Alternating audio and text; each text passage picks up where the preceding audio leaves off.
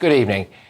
What I'm about to show you contains powerful pictures, powerful videos, and it is quite simply one of the worst things I have ever seen in my life. And if you're anything like me, you will struggle to put into words your emotions at seeing what I'm about to show you. But I have done my best.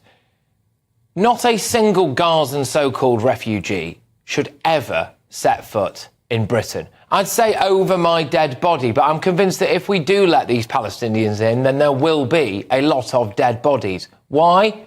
Just look at this.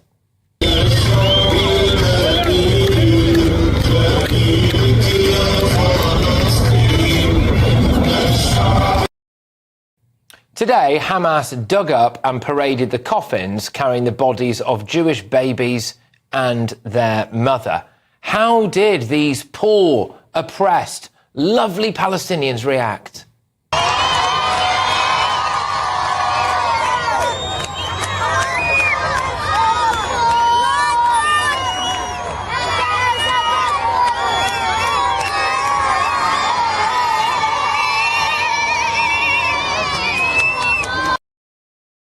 Those barbarians cheered. They celebrated the fact that Hamas murdered Jewish babies. And look at this.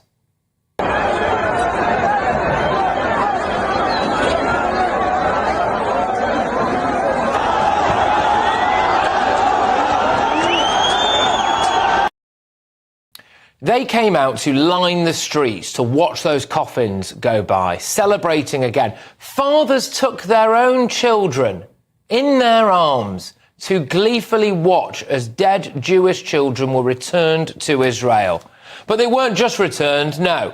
The Sun has reported that Hamas locked the coffins and didn't provide the keys. Israel had to screen those coffins to make sure Hamas hadn't packed them with explosives. All this talk about how Gaza is impoverished and locked off from the outside world. Well, where did Hamas get the resources to make these horrific giant posters?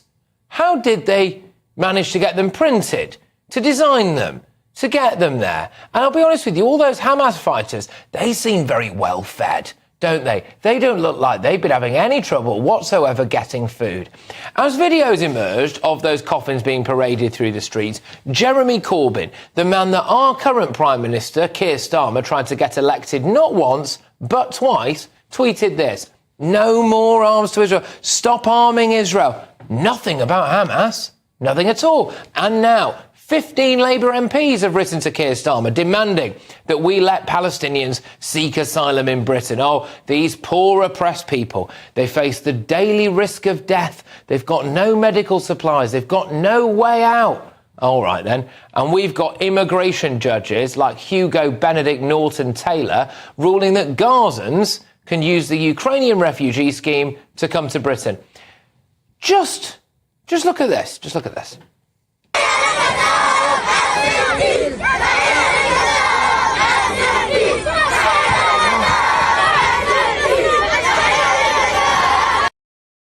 There's your refugees, are they? I'll just say it.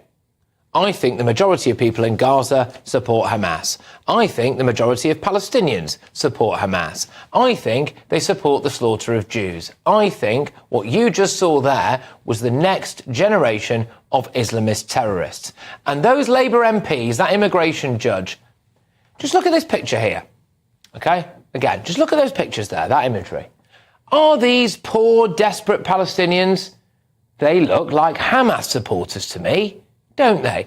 And I want the Labour MPs and immigration judge, Hugo Benedict Norton Taylor, to tell me right now which one of those monsters they will be moving in to their own homes. So thoughts on my panel this evening: former Conservative MP Anna Firth, we've got Conservative peer Lord Bailey, and ex-Labour Party advisor Matthew Lars. Look, I was deeply moved by those pictures today and those images today. I'm sure we all were. But the instant reaction for me was no Gazan refugees in Britain. What's your view? Well, I think the judge, same judge, has got it completely wrong about the age of that Sudanese asylum seeker. Has got it wrong again here, because we had a scheme. It's called Homes for Ukraine. It wasn't called Homes for Gazans. It wasn't called Homes for Palestinians. And he has somehow managed to slip into that scheme a family of 6 from Gaza. Completely and utterly wrong. It may be that there should be a debate in Parliament about whether genuine Gazan refugees... But how do we know? How do we know? I don't think there's such a thing, Gavin. No, I know you don't, Patrick, but just because you don't think it doesn't mean that... But where's the evidence that they are? But what you're showing us, what you're showing us is truly horrific, but that doesn't represent everybody. But it's a risk, Gaza. and I don't want to take that risk. I don't give a toss whether there's a few of them. I don't want any of them here. I'm agreeing with you that the only way in which we would bring any Gazan refugees to this country would be if Parliament has debated it and we have decided that that's what we want to do. That's not what the judge said. He got it wrong. Sure, what do you think? You know, these calls now, there's 15 Labour MPs. There are other MPs from other parties as well, it must be said, who wrote to Keir Starmer saying, no, you know, we've got to, come on, we need more of these Palestinians here. I'm sorry, see footage out today, and I just think, no. Look, there's two things to say. Keir Starmer's now realising that opposition is one thing and government's another, because this is absolutely not where he said he is, and he's going to have to face down his own MPs. If you're going to have Gazans here, then there will have to be a debate in Parliament. What's shocking and what's problematic is, again, is the interpretation of the law. The scheme is literally called for Ukrainians.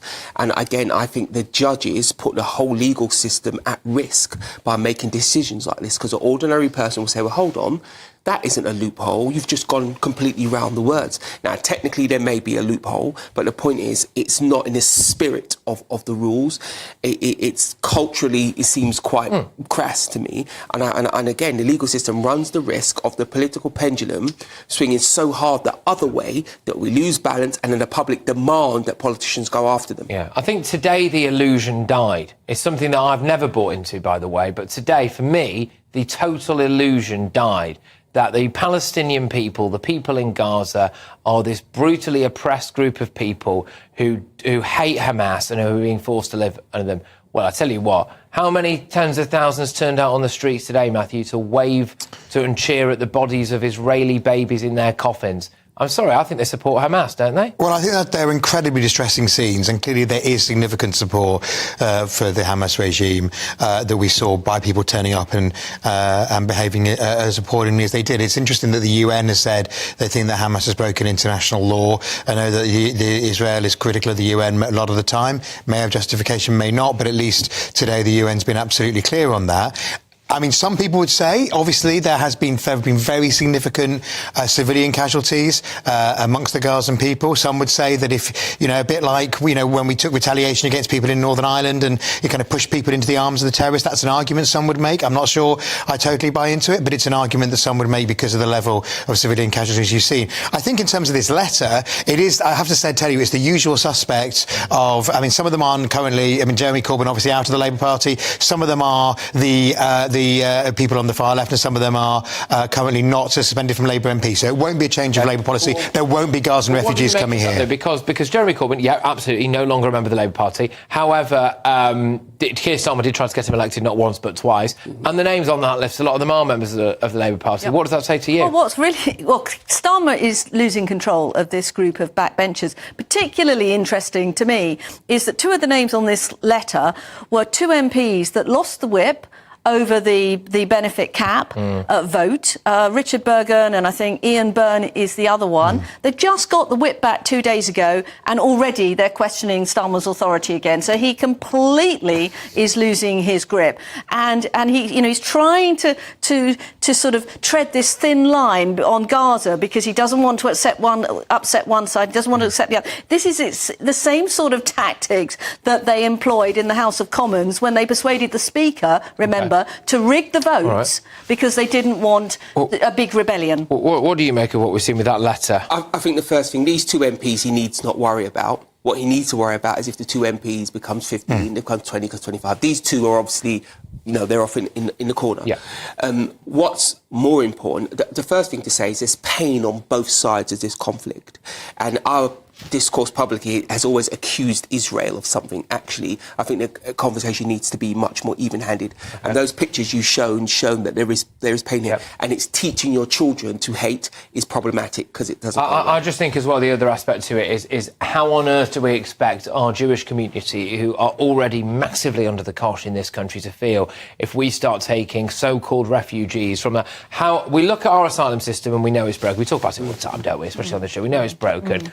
We know that there's a problem there. We know that we're not vetting people as it is. How can we have any faith that those people that we would take conceivably from Gaza are not Hamas supporters? We don't need to take refugees if you look at the refugee system as it is, because the surrounding area, the surrounding countries are all safe places to be, so they shouldn't need to come to Europe. Look, I'm going to just break away from this now. We've had quite a lengthy discussion about all of that.